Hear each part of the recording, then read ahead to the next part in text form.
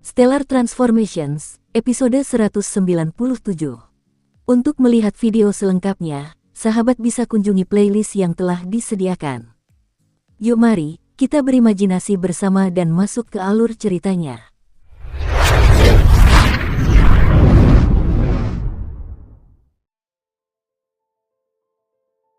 Jantungnya berdebar kencang karena antisipasi saat ia berspekulasi tentang jumlah Raja Iblis tingkat puncak di dunia lapisan kedua. Dengan kekuatan baru yang dahsyat ini, bahkan para immortal mistik tingkat 1 atau 2 pun akan hancur oleh pasukan Raja Iblis tingkat puncak. Dia mengulurkan gulungan emas yang merupakan atlas 10.000 binatang. Kemudian ia menyalurkan kekuatan barunya dari tahap bintang gelap akhir ke dalam gulungan emas. Awalnya, untuk membuka dunia lapisan kedua atlas diperlukan kekuatan seorang immortal emas, tetapi tahap bintang gelap akhir yang dimilikinya memiliki kekuatan immortal emas tingkat 2 hingga 3, jadi masuk ke sana seharusnya mudah. Cahaya menyilaukan menyembur dari dalam gulungan itu, wajah Qin Yu tersenyum lebar. Dia telah berhasil, kreak. Gerbang mutiara dunia lapisan kedua terbuka perlahan dan kehadiran serta informasi individu dari semua makhluk di dalamnya memasuki pikirannya. Lapisan dunia kedua dari Atlas. Hari itu adalah hari biasa bagi para makhluk ilahi dan magis, banyak yang mengobrol dan bersenang-senang bersama.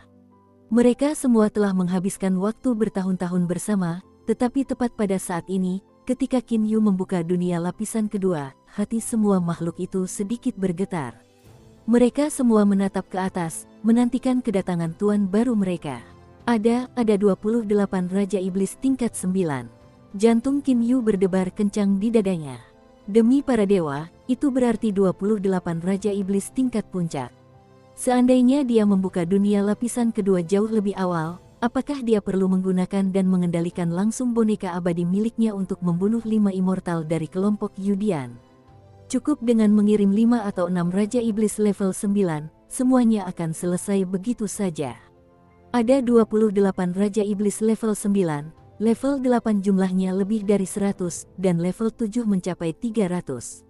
Dia merasakan dadanya membusung penuh semangat seperti seorang jenderal yang memeriksa pasukan elit barunya.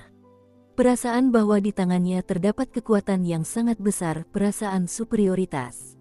Perhatian seluruh dunia lapisan kedua Atlas, siapa pemimpin di sini?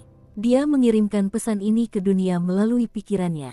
Suara Qin Yu bergema di hati semua binatang buas di lapisan itu. Sesaat kemudian, seorang pria jangkung kurus, seorang pria kekar dengan rambut pirang keemasan dan seorang wanita berjubah putih mewah, berdiri di ruang udara di atas permukaan. Pria kurus itu sedikit di depan sementara pria kekar berambut pirang keemasan dan wanita itu mengapitnya. Tuan, yang ini bernama Kong Lan. Dunia ini berada di bawah pengawasan saya, begitu pula 2 bawahan saya, yaitu Tu Gang dan Dan Meng. Suara pemimpin itu terdengar di benaknya.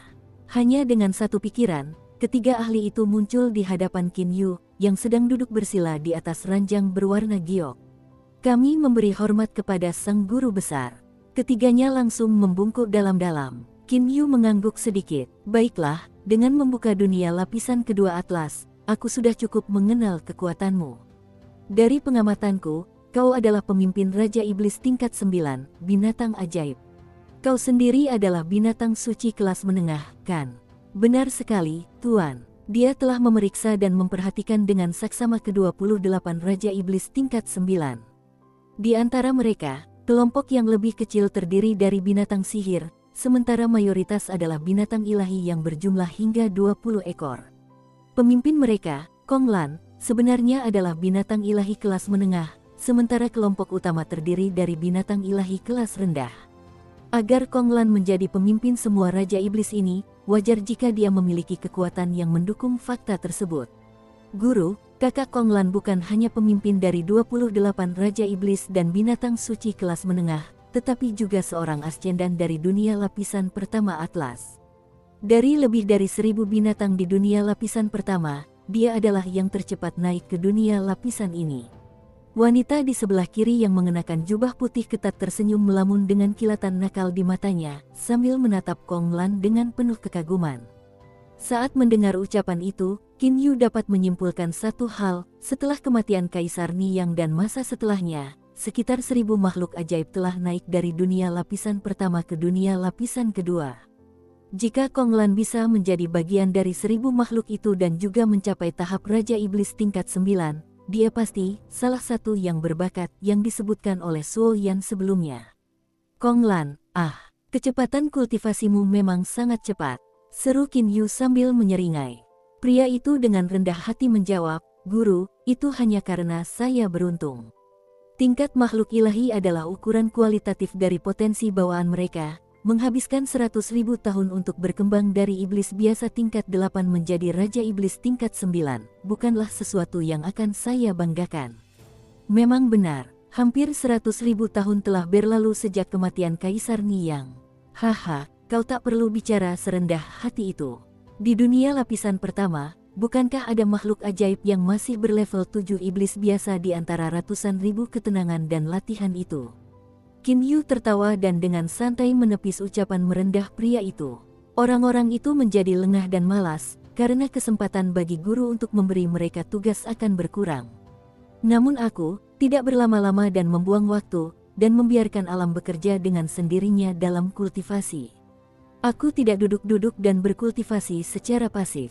Kong Lan mengerutkan kening, jelas tidak menyukai beberapa pemalas ini. Oh. Ini adalah kali pertama Qin Yu mendengar hal seperti itu. Semakin rendah kekuatan seekor binatang, semakin kecil kemungkinan sang majikan akan memberinya tugas, yang berarti mereka akan memiliki lebih sedikit kesempatan untuk menyenangkan majikannya. Hal ini membuat mereka menjadi berpuas diri. Dan Meng yang berjubah putih menyela, kakak Kong Lan benar. Banyak dari Atlas menyukai konsep ini, tetapi sebagian besar lainnya juga tidak ingin menghabiskan hidup mereka terperangkap di dalam Atlas. Mereka juga ingin pergi ke dunia luar dan menguji diri mereka sendiri, menjelajah dan berpetualang bersama sang guru. Hanya orang-orang yang bekerja keras dan berlatih dengan teliti, dengan penuh semangat bersaing untuk mendapatkan lebih banyak kesempatan dari sang guru untuk pekerjaan tertentu di atas dunia. Qin Yu tersenyum tipis kepada mereka, dia pun bisa memahami keinginan mereka. Siapa yang mau berada di bawah tahanan rumah seumur hidup tanpa pernah melihat dunia luar? Sebuah pencerahan muncul di benaknya saat sesuatu menarik minatnya. Katakanlah, Kong Lan, kau pasti mengenal banyak orang selama bertahun-tahun ini, berapa banyak makhluk ajaib yang naik dari dunia lapisan kedua ke lapisan ketiga. Kong Lan menunjukkan ekspresi berpikir, dan menjawab, Guru, saya hanya pernah mendengar ini dari generasi yang lebih tua di dunia lapisan ini. Mereka mengatakan bahwa langkah antara Raja Iblis tingkat 9 ke Kaisar Iblis tingkat 1 seperti membandingkan menara Babel dengan selembar kertas, kesulitan untuk menembus dari Raja Iblis tingkat 9 ke Kaisar Iblis tingkat 1 di luar imajinasi. Dari ratusan ribu tahun ini, hanya satu Raja Iblis yang berhasil naik ke dunia lapisan ketiga. Hanya satu. Dia akhirnya merasa benar-benar bisa memahami tingkat kesulitan untuk menembus dari tahap Raja Iblis puncak ke tingkat terendah tahap Kaisar Iblis, meskipun perbedaannya hanya satu langkah. Kong Lan menjelaskan, Guru, jumlah Raja Iblis di Atlas hanya antara 20 dan 10. Bahkan satu saja yang berhasil menembus dari lapisan kedua ke lapisan ketiga dari jumlah itu sudah merupakan kejadian yang luar biasa. Dalam keadaan normal, hanya 1 dari 100 yang akan menjadi Kaisar Iblis. Setelah jeda singkat, Qin Yu tiba-tiba bertanya kepadanya, Kong Lan, jika aku membiarkanmu bertarung melawan Kaisar Iblis, apakah kau yakin akan berhasil? Kong Lan langsung menggelengkan kepalanya tanda menyangkal, aku tidak. Qin Yu memulai. Menurutnya, binatang suci kelas menengah di tingkat Raja Iblis level 9 seperti Kong Lan seharusnya setara dengan binatang suci kelas menengah di tingkat Kaisar Iblis level 1, yang berarti orang itu pasti akan mengalahkan binatang ajaib di tingkat Kaisar Iblis level 1 dengan mudah. Pria itu belum selesai bicara. Aku tidak menginginkan Kaisar Iblis, tetapi seorang dewa mistik seharusnya mungkin. Qin Yu merenungkan hal ini, bukankah Kaisar Iblis dari binatang ajaib memiliki kekuatan yang sama dengan Kaisar Abadi? Tapi Kong Lan cukup yakin peluangnya melawan Kaisar Abadi lebih besar daripada melawan Kaisar Iblis.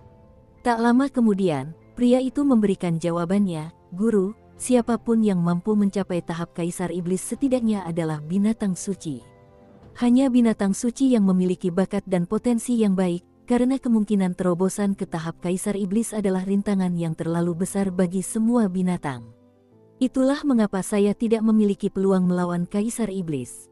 Kong Lan berhenti sejenak lalu dengan hati-hati mempertimbangkan kata-katanya, namun, untuk seorang immortal mistik, saya memiliki sekitar 50% peluang untuk menang.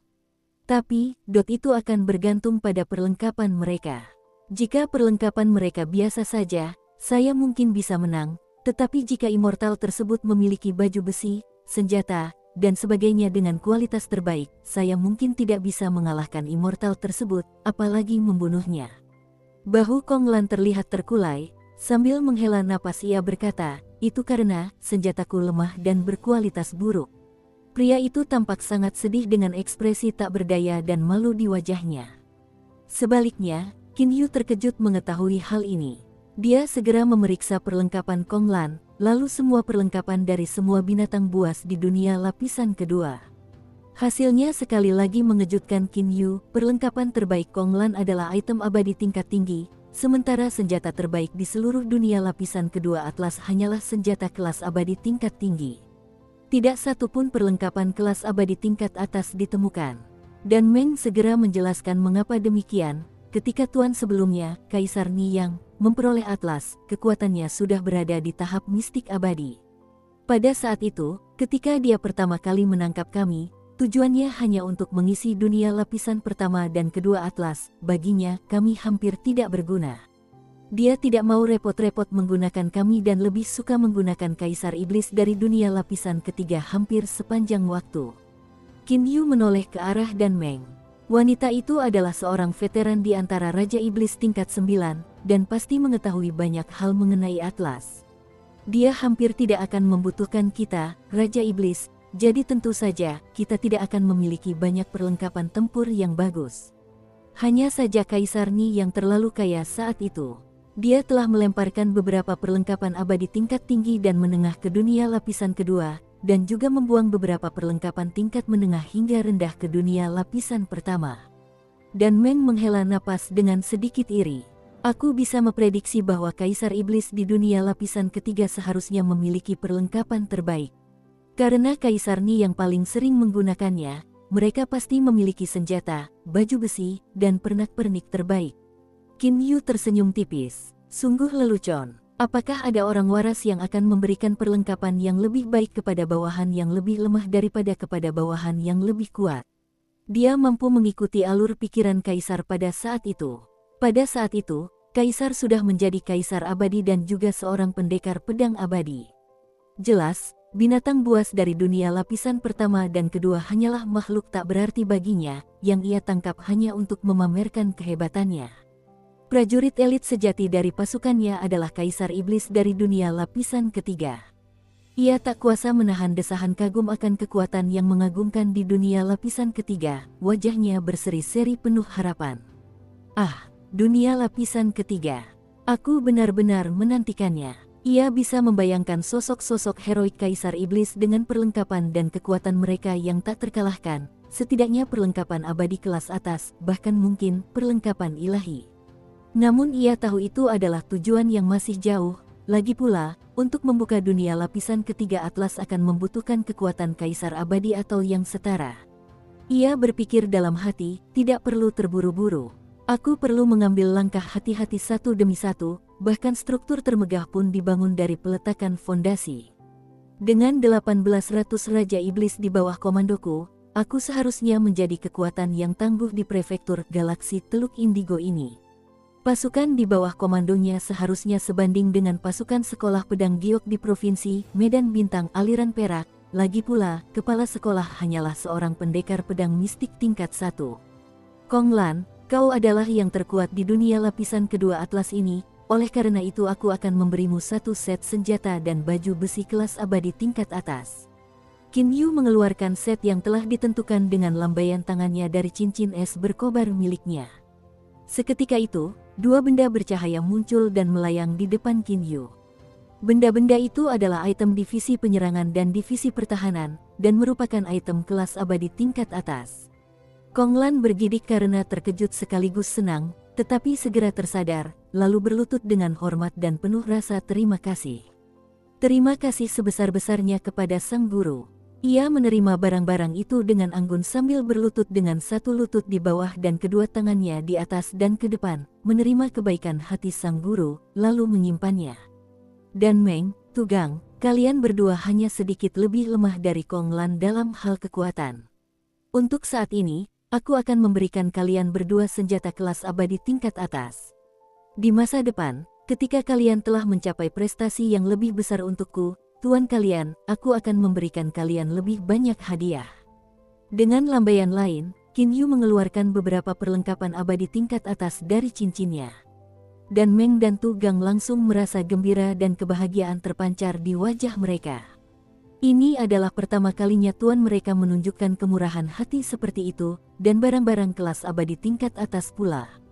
Bagi mereka, tampaknya tuan baru mereka jauh lebih baik dalam banyak hal daripada tuan mereka sebelumnya. Masih diliputi kegembiraan, keduanya memilih satu senjata yang paling cocok untuk mereka. Nah, kalian semua adalah makhluk suci, dan sekarang kalian memiliki senjata yang sesuai. Aku ingin bertanya, seberapa yakin kalian bisa menang melawan seorang mistikus abadi tingkat 1? Tanya Qin Yu dengan senyum yang unik. Seorang mistikus abadi tingkat 1. Aku sangat yakin dengan kemampuanku untuk menang melawan orang seperti itu, kata Kong Lan dengan percaya diri. Dengan senjata dan zirah abadi kelas atas, kemampuan tempurnya yang baru setidaknya 2 kali lipat dari kemampuan tempur aslinya, sehingga menghadapi immortal mistik level 1 bukanlah tugas yang sulit lagi. Aku juga akan begitu. Dan Meng dan Tu Gan juga ikut menyuarakan pendapat mereka. Lalu, bagaimana dengan pedang mistik abadi level 1? Ketika seseorang ingin membandingkan seorang mistikus abadi biasa dengan seorang abadi pedang yang setara, orang tersebut tidak bisa begitu saja membandingkannya. Mereka adalah dua entitas yang sangat berbeda. Ekspresi wajah ketiganya langsung membeku. Tak satu pun dari mereka menambahkan apapun dan benar-benar terdiam. Menghadapi pendekar pedang mistik tingkat tinggi sangat berbeda dengan menghadapi pendekar mistik biasa, dan bahkan mereka pun tidak yakin bisa mengalahkan yang pertama.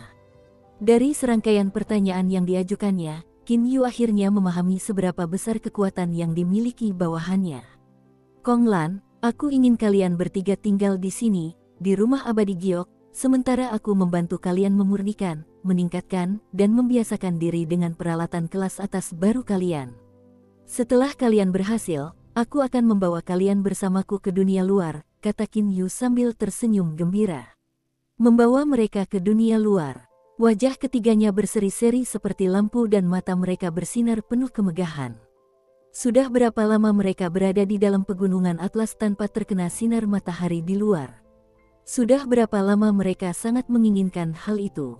Baiklah, kalian semua harus pergi ke rumah abadi Gyokku dan memilih tempat agar kalian bisa berlatih dengan perlengkapan baru kalian, kata Qin Yu dengan tegas.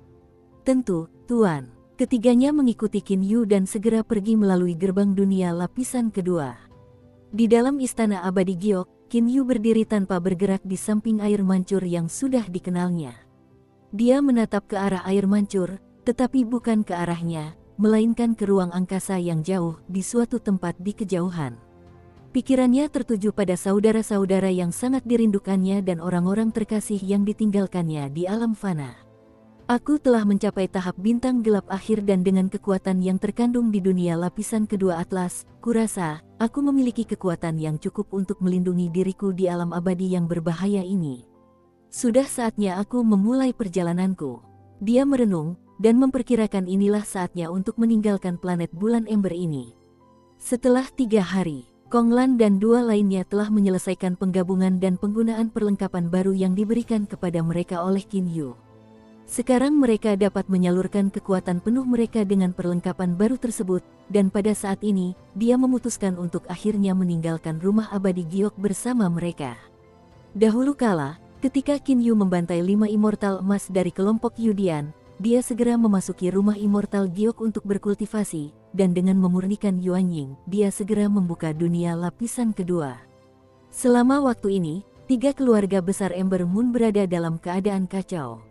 Kematian 5 immortal emas agung dari aliran pedang Giok, termasuk seorang tetua generasi kedua, Yudian, dan 4 murid generasi ketiga. Terlebih lagi, Yudian bukanlah orang sembarangan di aliran pedang Giok. Dia adalah seseorang yang dipuji oleh Kaisar Yu, dan di wilayah aliran pedang giok, otoritasnya hanya berada di bawah kepala sekolah itu sendiri. Ketika kematian Yu Dian diketahui oleh aliran pedang giok di planet Timah Merah, berita itu membuat mereka terkejut. Kekacauan akan terus terjadi.